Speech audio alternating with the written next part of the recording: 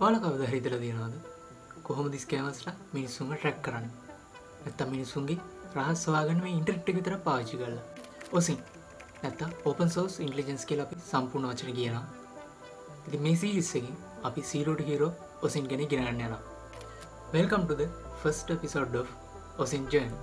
ඉතින් මේ සීරීස් එකේදී මම ඉගෙන ගත්ත ටෙක්නික්ස්, ටූල්, ඒ වගේ ප්‍රැක්ටිසස් ගැන ඔයාලව රියල් ටයිම් ඔයාලත් එක්ක මම මේ ඩීටේල්ස් ෂෙයා කරගන්නවා. මොකද්ද මේ OSINT කියන්නේ? ඉතින් OSINT නැත්තම් අපි සම්පූර්ණ වචන කියනවා Open Source Intelligence කියලා. ඉතින් මේකෙදි වෙන්නේ publicly available, ඒ කියන්නේ ඉන්ටර්නෙට් එකේ අපිට හොයාගන්න පුළුවන් data නැත්නම් information අපි collect කරලා analyze කරන එක. ඉතින් මේක journalistලා, cyber security expertsලා, ඒ වගේම businessmanලා පාවිච්චි කරනවා එයාලගේ එක එක වැඩ වලට.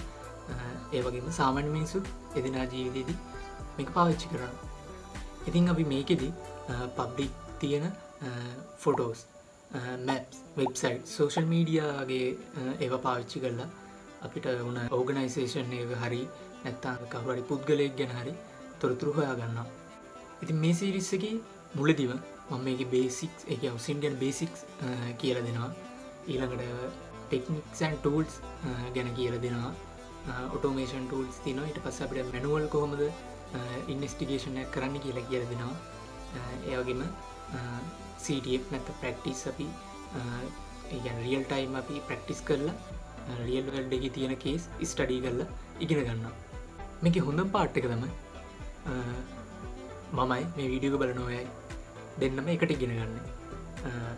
ඒ වගේම මේකේදී ඕන කරන resources, ඒ කියන්නේ links, ඊට පස්සේ tools install කරන links, මොනවා හරි download කරන්න ඕන නම් ඒ වගේ links මම description වල add කරනවා. ඒතකොට ඔයාලා ලේසි මේවත් download කරලා මාත් එක්ක දිගටම වීඩියෝ ටිකත් එක්ක settle වෙන්න පුළුවන්.